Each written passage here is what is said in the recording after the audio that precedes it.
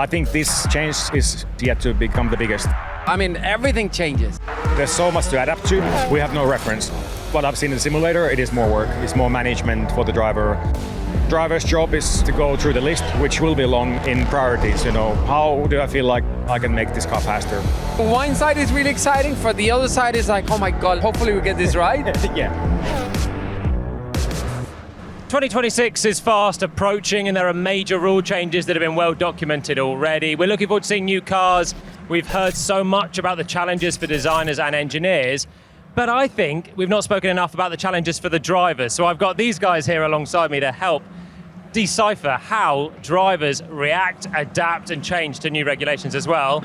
So how do we do it? How do we react to all manner of regulation changes, Valtteri? Well, it starts before the regulations actually change, and before you have the new car. It starts in the simulator, so you can simulate certain things on the car behavior based on the numbers from the wind tunnel, based on the mechanical setup, and based on the new power unit regulations. But again, it's only simulations, and once you actually get to the track, that's when you get the first feel, and that's when the real work starts. And how many different things are there that we have to adapt to? I'm thinking driving styles. So when I was racing in 2016, 2017, you had the same rule change. I got in the car for the first time, having driven the simulator, and you're like, wow, this is not even how I expected it to be, and everything's evolving. And you have to change the way you drive sometimes as well. Yeah, for me, it was the same thing. Like I had regulation from the car size difference, power, we went from the big V10 engines to the V8s. It was like, what the hell happened here? And it's weird because sometimes the lap time doesn't change that much, but they need to figure out how to make the lap time a different way. I think for me, the biggest shock was team change, and you're gonna experience that in an extreme way, I think. Again. Yeah, I have. But I think this one is bigger than ever because like I went from Williams that it was winning races to a McLaren that was winning races. I did the installation lap in the McLaren and I thought, I think there's something broken here. I think that was really extreme. I think for you, I think the challenge is unbelievable. I think on one side it's got to be exciting, but are you stressed? Do you go there and you tell them, no, this is the way it needs to be done, or how are you dealing with it? I'm excited because, as you said, it's a big change. It is a new set of regulations, new set of power units, and completely new team. Every people almost in the team I've never worked with them before, so even the words for different things are new. So there's so much to adapt to. Of course, you've got to be lenient in certain things. You want to be able to make sure that the decisions you do as a team. But again, I think that's why Cadillac hired 2 experienced drivers, because they need that feedback from what me and Checo, what we have experienced in the previous teams, especially when the teams were doing good. So the list is long. The list is long of things to get used to. So Juan Pablo mentions the feeling from Williams to McLaren, I think something was broken. What was the feeling like for you the first time you drove, so next year's regulations, but also previous eras of regulations? This is your 4th major change, I think. Yeah. For me, the change that happened into 2014 when we went to hybrid engines, that was big. But like you said, into 17, the cars got bigger. Again, completely different feeling. But I think this change that is yet happening is yet to become the biggest, based on the simulator work. You've got less load, you've got smaller tires, you're sliding a bit more, but you have so much more torque out of the corners. And then also how to manage the PU is, again, that every driver and team will need to learn. So what are you feeling like the first laps Valtteri, come in, see what we've got in store for next year, and you're like, what the hell is this? Yeah, when we are going to do the first shakedown, hopefully before the first test, we have no reference. It might feel terrible, it might feel okay, but there's no reference to compare it to anyone else. So then driver's job is to go through the list, which will be long in priorities. How do I feel like I can make this car faster, and just go checklist and step by step. Are you excited for the smaller car? I am. It's a little bit smaller. It's not a huge change, but I think it's in the right direction. It's a bit lighter. Again, I would hope that it's even more lighter, but it's into the right direction. In terms of like the driving style, then there's loads of. The changes for next year, as you say, could be the biggest yet. But in each different one, there are small things or big things that you need to drive differently, and it's the same case sometimes. Even just year on year, the cars are never the same. How is that led? Is that you thinking, I need to get lap time like this? Or is it the engineers saying, Valtteri, you need to drive like this? I think it's a combination. I think the engineers nowadays, they have so many channels and they can sometimes spot certain things that you can't in the car, and vice versa. In the end, the data doesn't show the feeling. If you are driving in a different way to adjust the balance yourself. That really can't be seen from the data. So it's a combination of that, but a lot of it initially is the gut feeling and trying in the first test, trying different driving styles, corner by corner, leaning more on the front or being more aggressive or more smooth, how you trail brake, all these things. You just gotta try them.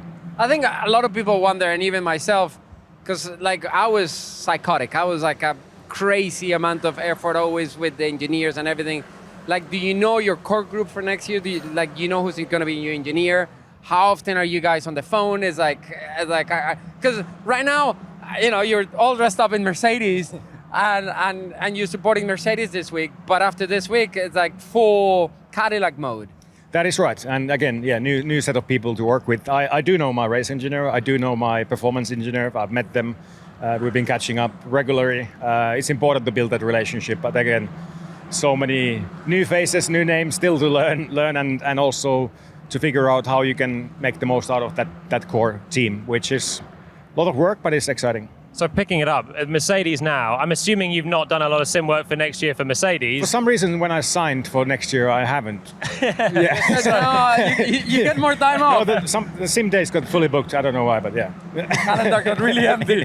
But then that means that with Cadillac, where you're now fully focused, how do you ever know where the team's at for next year? New team as well, which makes it more complicated for you guys. But how do you know when you're seeing numbers and trying to chat to other drivers and see what they know, or are you just going to be surprised in February? I would say today you just don't know. It's all speculation. It's all rough numbers.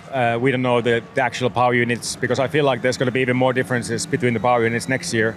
So too many unknowns. Of course, in the preseason testing, we'll get some kind of idea, but again, it's not always that is the final car of each team that they start their first race. So many variables, many guesses, so no idea.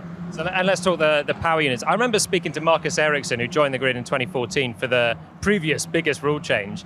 He was my teammate in GP2, and he said, I cannot believe the amount of work we're having to do behind the wheel, because it was the first year of the turbo hybrids, and there was all the clipping, the energy management became so complicated. By the time I jumped in the car, it was the end of 2014 or 15, a lot of the process had been simplified.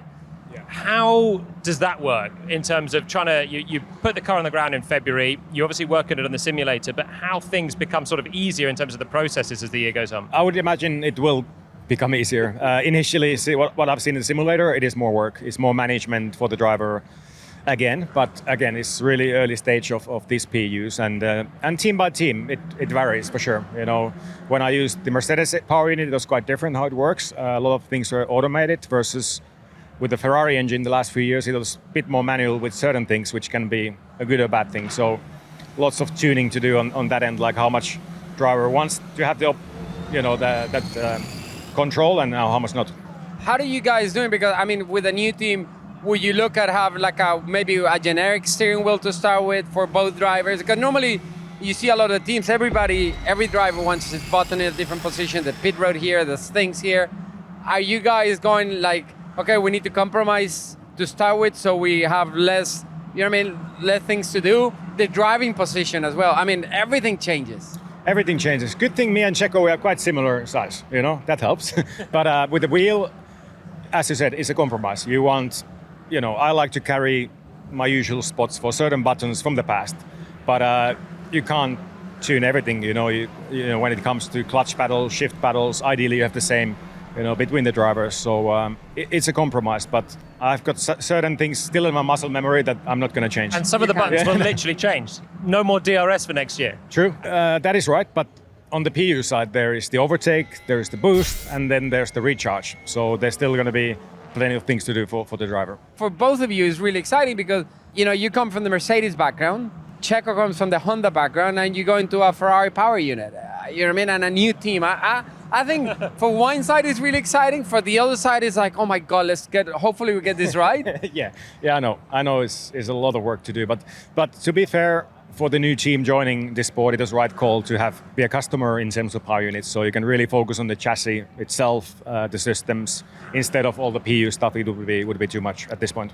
So a couple of other things for next year. The size of the cars, you mentioned you changed size of car as well in your career throughout. We went from the 2-meter car to the 180, and from power brakes to standard brakes.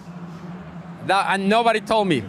I got into the car, first pushing lap, I pressed the brake pedal went all the way down, and then I locked up all the tires. I'm like, oh my God. Well, I think there's something wrong with the brakes. Oh yeah, we have no power brakes. I'm like, well, it's not supposed to be a clutch.